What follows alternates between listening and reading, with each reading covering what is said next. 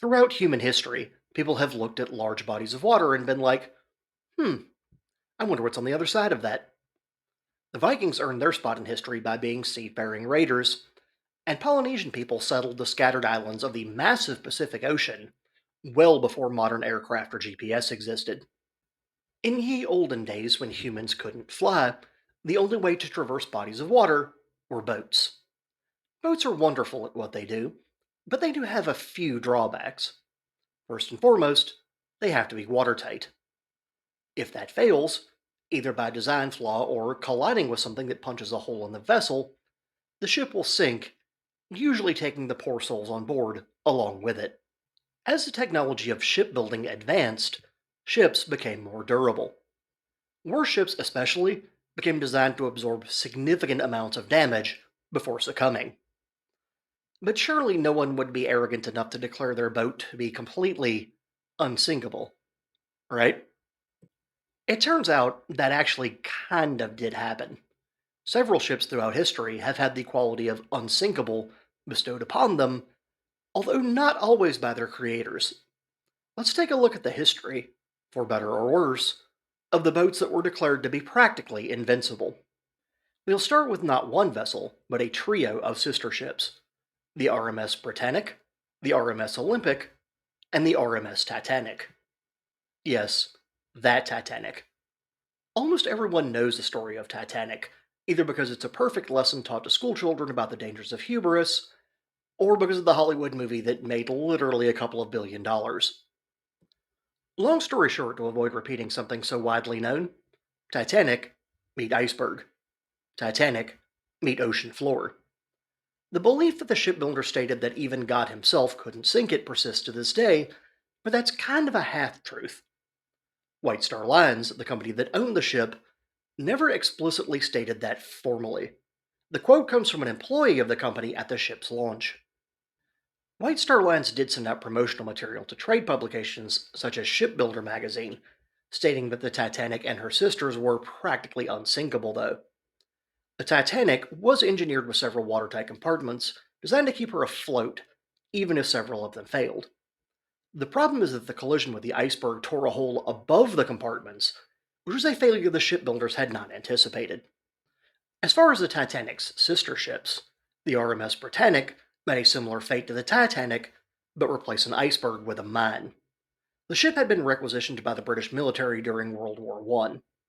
It was initially being used to bring about 3,300 wounded soldiers home from the Greek island of Lemnos back to Southampton, England. The ship actually made this run a couple of times before being released from military service, only to be re requisitioned shortly thereafter.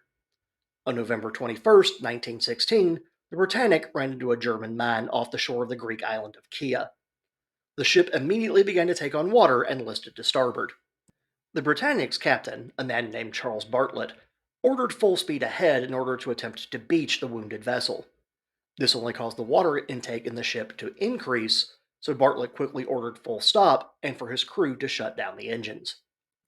Any hope of saving the ship was lost, and it sank under the waves a mere 55 minutes after initially striking the mine. In contrast, the Titanic took about 2 hours and 40 minutes to succumb to its damage. However, the builders of the Britannic had learned lessons from the sinking of her sister ship. They had added significantly more lifeboats to the vessel, for starters, amongst other safety modifications.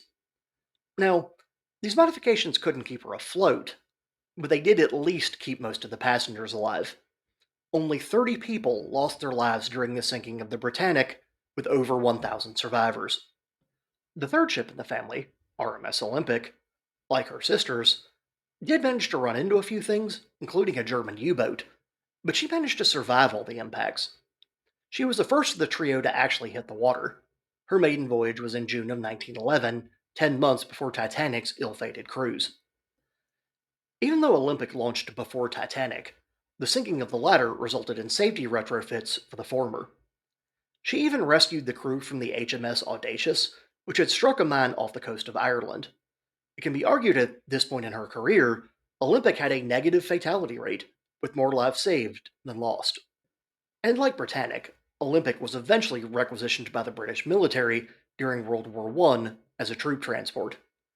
It made several treks across the Atlantic to ferry American and Canadian troops to Europe. In May of 1918, the Olympic spotted a German U boat near the Isles of Scilly in the Celtic Sea near England. Probably thinking, well, it's them or us, the ocean liner turned troop transport decided to ram the submarine. Olympic succeeded in striking the sub and sank her. Olympic retired from her military career at the end of the war, then was retrofitted and resumed her career as an ocean liner. She did have one more ship ramming episode, albeit this one was completely accidental. Approaching Cape Cod, Massachusetts, USA, in a dense fog, Olympic struck and sank the Nantucket Lightship 117, which had been positioned to mark the nearby shoals. 7 of the sailors aboard Lightship 117 lost their lives during the incident. Olympic was in good condition when she reached the end of her service life and was scrapped. She somewhat lived up to the practically unsinkable label that she and her sisters were burdened with.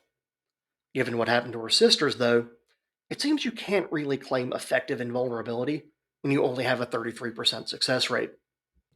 The Japanese Navy during World War II didn't fare any better with their unsinkable battleships. Keep in mind, the Japanese Navy never directly called their ships that, but the phrase, quote, impregnable and unsinkable castles has somehow become attached primarily to two ships in the Imperial Japanese Navy, or IJN for short. The Yamato class battleships IJN Yamato and IJN Musashi are most closely associated with this phrase, especially the latter. A little background on the Yamato class. They were big as hell. The Japanese were aware the United States Navy had a self imposed size limitation on their warships. Because the US had to defend coastline on two oceans and the Gulf of Mexico, the decision was made to have the ships be small enough to fit through the Panama Canal. This way, the US Navy could move its ships where needed without having to sail around the, from a maritime standpoint, slightly inconvenient chunk of land known as South America. The Japanese, not having to defend the coastline of a full third of a continent, and not having a built in choke point to get from the Pacific Ocean to the Sea of Japan and vice versa, had no such restrictions on ship size. The Japanese government also realized they couldn't compete with the United States in the arena of military production. In fact, the United States actually produced significantly more aircraft, warships, and tanks than the entire combined Axis powers. So much so that the US was able to lend lease equipment to the Soviet Union. This led Japan to the conclusion that they couldn't produce naval units anywhere near as fast as the US, so they'd have to make theirs capable of combating several American ships. Leaning into the idea of bigger is better, the concept for the Yamato class battleships became that they would be able to tank the damage from smaller American warships while smashing them to tiny bits. To be fair, this strategy theoretically could have worked if the United States had decided to play the game by Japan's rules. The American military had realized significantly faster than their Japanese counterparts that naval aviation, not classic capital ships, were the future of naval warfare. While the Yamato and Musashi could have defeated American battleships one on one, the fights were never going to be one on one after the advent of the aircraft carrier. And aircraft would be the undoing of both of Japan's super battleships. The first to fall would be the Musashi during the Battle of Leyte Gulf in October of 1944. The ship was sent as part of Center Force, designated to attack American forces landing in the Philippines. The ship would never reach its target, however. Shortly after being spotted by American reconnaissance aircraft, the Musashi's battle group was set upon by nearly 260 U.S. attack planes from four separate U.S. carriers. Included in the air raid were Helldiver bombers and Avenger torpedo bombers. Center Force either had no air cover or grossly inadequate air cover, meaning American bombers could target ships with impunity, only having to worry about sea based anti aircraft fire. Subsequently, the Musashi wound up taking a total of 36 direct hits, 19 from torpedoes and 17 from bombs, as well as 18 near misses that also caused damage near the waterline. I'll give credit to the Japanese shipbuilders and designers. Musashi took an absolute pounding. She was still actually afloat when the American bombers returned to their carriers, but not for long. Her commander, Captain Inoguchi Toshihira, attempted to beach the stricken giant in order to allow for her crew to evacuate on land. Unfortunately for the sailors, The engines failed prior to reaching a nearby island. Captain Inaguchi ordered abandoned ship and then retired to his chambers to go down with the vessel. In total, 1,376 of the nearly 2,400 men serving aboard the Musashi would be rescued by the destroyers from center force that were still intact. Given the sheer amount of impacts the Musashi took, it's kind of amazing even that many could be saved. While she's certainly not an impregnable and unsinkable castle, she was tough as hell. Her sister, the eponymous Ajayane Yamato, didn't fare any better than the Musashi. When the initial shore bombardment of Okinawa began the week before April 1st, 1945, the Japanese Navy was reeling from crippling fuel shortages as well as the loss of most of their capital ships. Strategically, the Navy was in a position where they had to choose to either engage the American fleet around Okinawa or keep the remaining fleet in Japanese water to defend the home islands. In keeping with the strategy the Japanese had been employing for the entire war up to this point of death before dishonor, the upper echelons of the IJN decided to send a battle group to Okinawa. They literally wanted the ships to beach themselves and fire munitions until they were either destroyed or ran out of ammo. Needless to say, the commanders of the ships chosen for this mission weren't too thrilled about it. It wasn't that the ship captains were afraid to die, but the mission parameters were decried, correctly in my opinion, as wasteful. They felt the vessels and sailors would be better served defending Japan proper from the inevitable American invasion. But militaries obviously aren't democracies. Militaries wouldn't even be effective if they were. So, over the protests of the commanders, several vessels were sent to Okinawa, their most prominent of which was IJN Yamato. Similar to the Musashi, Yamato would not even make her destination. The Special Surface Attack Force, as it was called, was spotted and shadowed by American submarines almost immediately after departure. Destroyers would occasionally briefly chase away the subs, but the zigzag pattern of the Japanese fleet made catching back up to them not especially difficult. Due to limited fuel and aircraft, what little of a combat air patrol the Japanese could muster could only stay with the fleet until 10 a.m. The Americans had intercepted radio traffic that indicated as such, meaning any U.S. airstrike was going to occur after the Japanese air cover withdrew. At 10 a.m. on April 5th, 1945, several American carriers began launching a first wave of attack aircraft, numbering 280. The scene played out largely the same as it did for Musashi.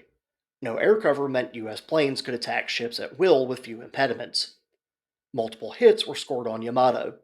Sources agree on 12 torpedoes, although I saw either 6 or 7 bomb hits depending on the source. Unlike Musashi, though, Yamato didn't even have a chance to attempt to limp away after the battle.